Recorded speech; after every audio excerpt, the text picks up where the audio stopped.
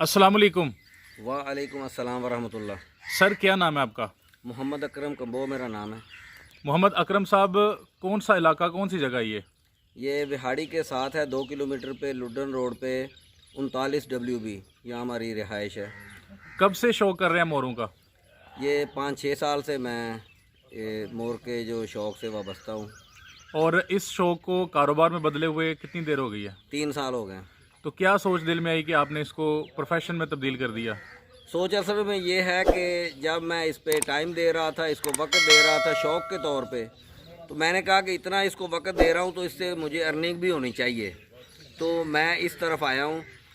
तो जब कोई बंदा अपने शौक़ को अपना कारोबार बना लेता है तो उसको उस कारोबार में उकताहट नहीं होती, थकावट नहीं होती और वो दिल जमी से काम करता है और उसमें उसको मुनाफा भी ज़्यादा होता है। कितने बर्ड से आपने कारोबार शुरू किया था? ये मैंने पहले 15 चिक्स छोटे लिए थे, उनको बड़े किया और उन्हीं से जो है ना मैंने बड़े पेयर बनाए और आगे उनकी मैं ब्रीडिंग करवा रहा हूँ। अब इस वक्त आपके पास कितने बर्ड्स हैं? मेरे पास तकरीबन 200 के करीब बर्ड हैं। छोटे बड़े सारे? हाँ जी। सही हो गया। कितने इन्वेस्टमेंट से आपने ये कारोबार शुरू किया था? ये तो 25-30 हज़ार से मैंने शुरू किया था। और अगर आज हम 200 बर्ड्स का हिसाब लगाएं तो इनकी कितनी अमाउंट बन जाती है? ये तकरीबन 10 लाख के करीब है। ज़बरदस्त। सर, मोर फार्मिंग का आगाज़ कब किया?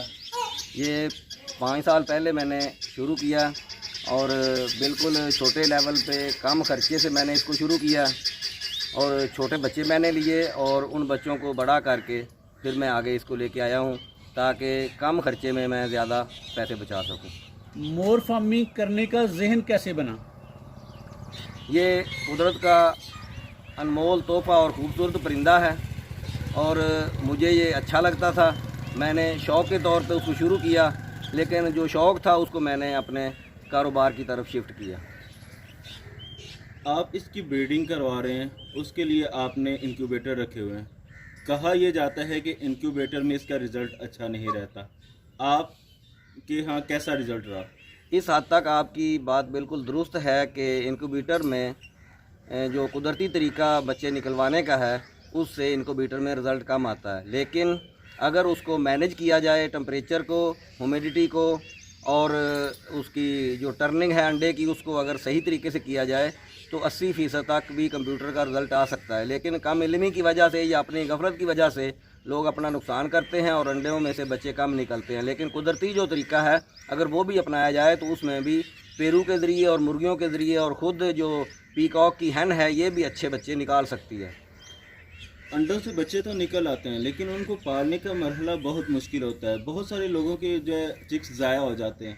आप कैसे उन्हें बचा लेते हैं?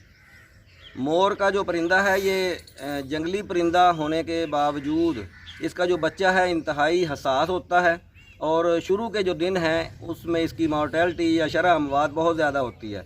वजह यह है कि ये बहुत ज़्यादा नाजुक और कमज़ोर असाब का परिंदा है और शुरू के दिनों में इसकी केयर जो है वो बहुत ज़्यादा करनी पड़ती है। लेकिन जब ये 1 माह से ऊपर हो जाता है तो इसको बीमारियों का हमला भी कम होता है और ये इसकी क़ुव्वत मुदाफ़ित जो है वो भी बेहतर हो जाती है। वैक्सीनेशन वगैरह भी आप करते हैं? स्टार्टिंग में कौन कौन सी वैक्सीनेशन की जाती हैं? जी, जब बच्चा निकल आता है तो 3 दिन के अंदर इसको NDIB जो है वो की जाती है। उसके बाद 7 दिन बाद दोबारा फिर आँख में कतरा डाला जाता है। पहली दफ़ा भी आँख में कतरा डालते हैं और दोबारा भी, और 15 दिन बाद जो है वो वैक्सीन उसको पिलाई जाती है। ज़्यादातर आप किस एज के बर्ड जो है वो सेल करते हैं? चिक्स तैयार करके किस एज तक सेल करते हैं? मेरी कोशिश ये होती है कि जो डबल वैक्सीनेटेड बच्चे होते हैं जिनको 2 दफ़ा वैक्सीन हो जाती है और 10 दिन से ज़्यादा उनकी उम्र होती है वो मैं इकट्ठे ही सेल कर देता हूँ। काफ़ी जो लोग हैं वो मुझसे ले जाते हैं। ये बताइएगा कि अगर वैक्सीनेशन वगैरह नहीं की जाती तो कौन कौन सी बीमारियां हैं जो ज़्यादातर मोर को अटैक करती हैं?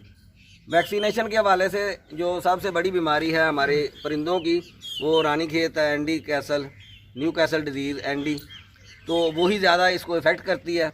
लेकिन जो दूसरी बीमारियां हैं वैक्सीनेशन से मुतल्लिक़ नहीं है, उनमें जो है सांस की बीमारियां और नज़ला ज़ुकाम वगैरह जो है वो ज़्यादा नुकसान करती हैं।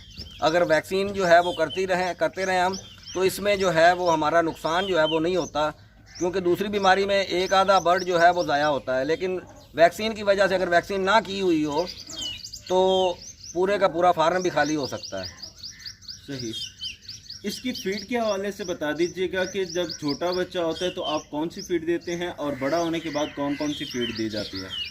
शुरू में इसको ब्रायलर स्टार्टर वाली जो फीड है वो देना ज़्यादा मुनासिब है जी। उससे इसकी बढ़ोतरी बेहतर होती है। लेकिन जब 2 माह से बच्चा ज़्यादा बड़ा हो जाता है तो आप सीड जो हैं, जड़ी बूटियों के सीड, दालों के सीड, इसमें मक्की, गंदम, बाजरा, ज्वार, मूंगी, सूरजमुखी, ये तमाम चीज़ें, क्योंकि ये कुदरती परिंदा है और कुदरती जितनी जड़ी बूटियां हैं, जितनी दालें हैं, उनके बीज इसकी खुराक हैं।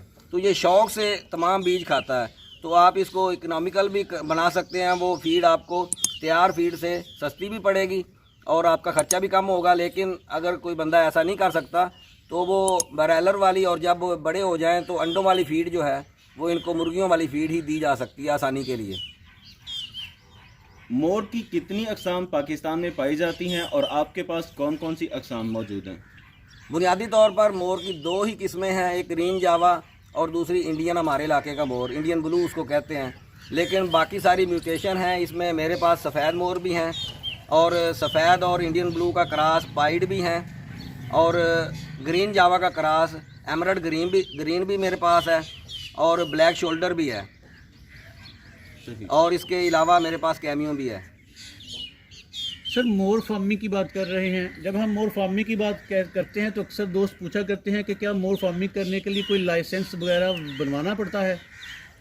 हाँ, मोर फार्मिंग के लिए 3 किस्म के लाइसेंस होते हैं जी। पहला, अगर आप शौक़ के तौर पे अपना परिंदे रखने चाहते हैं तो 4 अदद की हद तक, 4 मोरों की हद तक आपको महकमा जो है 200 रुपया सालाना के हिसाब से फ़ी बर्ड आपको लाइसेंस बना के दे देता है।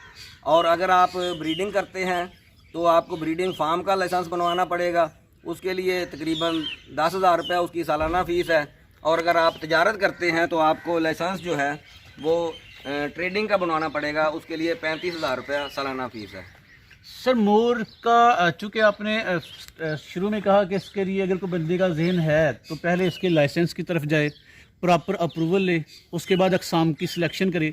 अच्छा बताइएगा, मोरों की कीमतों के हवाले से क्लैरिटी नहीं, इनकी कीमतें या चिक्स की कीमतें कहाँ से कहाँ तक होती हैं? असल में तलब और रसद के हवाला से जो वैराइटीज़ ज़्यादा बच्चे देते हैं, ज़्यादा अंडे देते हैं, उनकी तादाद ज़्यादा होने की वजह से उनकी कीमत जो है वो निस्बतन कम होती है। लेकिन कुछ वैराइटीज़ हैं जो अंडे ही कम देती हैं, जैसे ग्रीन जावा है, ग्रीन एमरल्ड है, ये अंडे कम देते हैं। तो उनकी तादाद कम होने की वजह से उनकी जो है वो रेट ज़्यादा हैं। मोरनी कुड़क तो नहीं होती? नहीं, बिल्कुल हो सकती है, लेकिन हम उसको होने नहीं देते, क्योंकि जब वो कुड़क हो जाती है तो वो अंडे देना बंद कर देती है। तो हमारी प्रोडक्शन जो है अंडों की वो कम हो जाती है, इसलिए हम उसे कुड़क होने नहीं देते। उसके अंडे हम उठा लेते हैं। अगर अंडे हम पड़े रहने दें तो 5 और 7 अंडों के बाद वो उन पर बैठ जाएगी और बच्चे निकाल लेगी। और आइंदा जो उसका सीज़न है, पीरियड है, वो अंडे देने का रुक जाएगा और अपने बच्चों की तरफ वो तवज्जो देगी। सर, कोई भी बिज़नेस आगाज़ करने से पहले, शुरू करने से पहले एक फिजिबिलिटी बनाई जाती है। कोई बंदा कितने मोरों से काम का आगाज़ करे कि उसकी इनकम से वो अपने घर का सारा खर्चा बर्दाश्त कर सके? ये डिपेंड करता है कि बंदे के पास रासुल माल कितना है, पहले सरमाया कितना है। अगर किसी के पास पैसे कम हैं या पैसे हैं भी सही तो वो रिस्क अपना कम करना चाहता है, तो उसे चाहिए कि 5-6 जोड़े जो हैं वो पहले ख़रीदे, उनसे तजर्बा भी हासिल करे, उनसे उनसीयत भी हासिल करे, उनके साथ अटैचमेंट अपनी बनाए। ये सिर्फ एक कारोबार नहीं है, ये एक ऐसा शौक़ है। अगर आप शौक़ के साथ इसको करेंगे तो आप इसमें से काफ़ी मुनाफा कमा सकते हैं। और अगर इसको आप बर्डन महसूस करेंगे तो ये आपको कुछ नहीं देगा। चलिए सर, एक सादा सी बात लेकिन टेक्निकल बात, एक मोर और मोरनी, एक पेयर साल में आपका क्या खाएगा और आपको क्या खिलाएगा? ये कैलकुलेशन में तो आप ऐसे पूरा नहीं बता सकते, लेकिन एट रैंडम ऐसे होता है कि 50 से 100 ग्राम फीड जो है वो रोज़ाना की खाते हैं। उसी हिसाब से इनका जो ख़र्चा है वो साल में जो है ना वो 2000 से ज़ायद नहीं बनता। लेकिन जो वो अंडे देते हैं वो तकरीबन 12-13 से 25-30 तक अंडे वो दे देते हैं। तो उनमें से आधे बच्चे भी निकल आएँ तो ये काफ़ी प्रॉफिटेबल रह जाती है। लेकिन उसमें बात फिर वही होगी, अगर आप उनको अच्छी तरह उनकी वैक्सीनेशन करेंगे तो आप अपना जो है नुकसान वो कम करेंगे और अपना मुनाफा जो है वो बढ़ा सकेंगे। किस किस मौसम में मोर जो है वो ज़्यादा खुश रहता है, सर्दी या गर्मी? ये जंगलों का परिंदा है और तमाम हमारे इलाके के जो मौसम हैं वो ये बर्दाश्त कर सकता है। इतनी ज़्यादा धुंध और सर्दी हो तो उसमें भी ये बाहर बैठा होता है, और इतनी ज़्यादा गर्मी भी हो तो उसमें भी ये सर्वाइव करता है। इसको कोई मौसम इतने इफ़ेक्ट नहीं करते। लेकिन इसकी खुशी जो शुरू होती है वो मार्च से शुरू होती है, जब मौसम बहार होता है। और मौसम बहार से लेकर मार्च से लेकर अगस्त तक जो है इसका ब्रीडिंग सीज़न है। इसमें ये अंडे भी देता है, और इसकी जो टेल है, ऑर्नामेंटल जो खूबसूरती वाली टेल है, वो भी ये बना के रखता है। आपने अपने शौक़ को प्रोफेशन बना लिया, इस पे आप क्या समझते हैं कि कितने से स्टार्ट किया था और अब तकरीबन कितने के मालिक बन गए? मेरे पास जब मैंने शुरू किया तो मैं छोटे बच्चे जो है ना वो 15 की तादाद में लेके आया था। उनको मैंने बड़ा किया और उन्हीं से आगे मैंने मज़ीद बच्चे लिए, और कुछ जो हैं वो थोड़े दूसरी वैराइटीज़ जो हैं वो साथ शामिल की, और तकरीबन इस वक्त मेरे पास 200 के करीब मोर हैं। अच्छा सर, 200 आपने बताया कि आपके पास बर्ड हैं, कितने अंडे मिल जाते हैं डेली के? ये डेली के हिसाब से, जैसे ब्रायलर या लेयर जो अंडे देती है वे ये उस हिसाब से इसके नहीं है। इसका सीज़न शुरू होता है मार्च से, तो ये बकेट्स में जो है ना क्लचेज़ में अंडे देती हैं। ये जितना खूबसूरत परिंदा है उतना ही नखरे के साथ ही अंडे देता है। तो मोरनी जो है एक अंडा देने के बाद 2 दिन 3 दिन रेस्ट करती है, फिर एक अंडा देती है, फिर 2 दिन 3 दिन रेस्ट करती है, फिर एक अंडा देती है। इसका जो एक क्लच है वो 3 अंडों से लेकर 5 अंडों तक होता है, और उसके बाद क्लच पूरा करने के बाद ये 15-20 दिन फिर भूल जाती है अंडा देना, और उसके बाद दोबारा फिर अगला क्लच शुरू होता है। तो ये मार्च से लेकर अगस्त के शुरू तक जो है ना ये अंडे देने का इसका अमल जारी रहता है। और जितनी हम अच्छी फीड देते हैं उसी हिसाब से, जितना अच्छा उसको माहौल मुहैया करते हैं उसी हिसाब से ये ज़्यादा अंडे देती हैं। और अगर ये डिस्टर्ब रहें और फीड भी इनकी अच्छी ना हो, बीमार भी हों, तो ये अंडों की तादाद कम हो जाती है। तो 20-25 जो है एवरेज अंडे एक मोरनी दे देती है अपने इस सीज़न में, मार्च से लेकर अगस्त तक। क्या इसके सभी अंडे फर्टाइल हो सकते हैं? अंडों के फर्टाइल होने के हवाले से जब ये टेल इसकी आ जाती है इसके मेल की, तो ये मैटिंग शुरू कर देता है। तो जब तक उसकी टेल उस पर मौजूद रहती है तो इसकी मैटिंग का जो प्रोसेस है वो जारी रहता है। तो जब ये अपने पर झाड़ देता है, अपनी टेल गिरा देता है, तो उसके बाद जो अंडे देती है मोरनी वो अनफर्टाइल होते हैं, उनमें से बच्चे नहीं निकलते। तो ये डिपेंड करता है आपके मेल पे कि वो कितने दिन अपनी जो टेल है वो संभाल के रखता है। जब वो गिरा देगा तो उसके बाद जो अंडे हैं वो खाली होंगे। सही हो गया। हमने देखा कि एक ही फार्म में बहुत सारे मोर छोड़ दिए जाते हैं, लेकिन यहाँ पे आपने अलग अलग पोर्शन कर दिए, इसकी क्या वजह है? इसमें यह है, ये अपने ब्रीडिंग सीज़न में अग्रेसिव हो जाता है अपनी वाली वैरायटी, और साथ ही दूसरी जो अक़साम हैं उनसे ये लड़ाई करता है। कॉलोनी में भी रखा जा सकता है, लेकिन उसके लिए जब ऑफ सीज़न होता है या जो छोटे बच्चे हैं उनको आप इकट्ठा रखें तो वो एक दूसरे से फैमिलियर हो जाते हैं। वही बच्चे आगे चलकर इकट्ठे रह सकते हैं। लेकिन जो अलग-अलग फार्मों से आप लेंगे या जो अलग-अलग जिनको रखा हुआ है उनको आप ब्रीडिंग सीज़न में इकट्ठा करेंगे तो वो एक दूसरे को ज़ख्मी कर देंगे, और जो डोमिनेट कर जाएगा वही ज़िंदा रहेगा, दूसरे को वो इतना मारेगा कि मार देगा, ख़त्म कर देगा। एक मेल के साथ कितनी फीमेल्स रखते हैं? ये अच्छे उसके रिज़ल्ट के लिए 2 से 3 फीमेल जो अलहदा रखना है उसमें आप ले सकते हैं। लेकिन अगर आपने कॉलोनी लेनी है तो कॉलोनी में 5 फीमेल भी एक मेल के साथ आप रख सकते हैं। उसमें जो मेल होते हैं ज़्यादा तादाद में इकट्ठे होते हैं और फीमेल भी ज़्यादा होती हैं, तो उसमें ये प्रॉब्लम नहीं होता, वो कोई ना कोई जो है ना वो क्रॉस कर लेता है। आपने शेड डिज़ाइन बहुत खूबसूरत बनाया हुआ है, क्या स्ट्रेटजी इसके हवाले से रखी जाती है इसको तैयार करने के लिए? इसमें ध्यान ये रखा जाता है कि रोशनी जो है वो भी उसमें जा सके, धूप भी उसमें जा सके, और सबसे बेहतर जो है ना इसमें वेंटिलेशन है कि हवा का गुज़र हो, ताकि परिंदे जो हैं वो कुदरती जो माहौल है उसको महसूस करें और घुटन बिल्कुल ना हो। सर, बहुत अच्छी इन्फॉर्मेशन से आपने आगाह किया, जज़ाकल्लाह। अस्सलाम वालेकुम। वालेकुम अस्सलाम।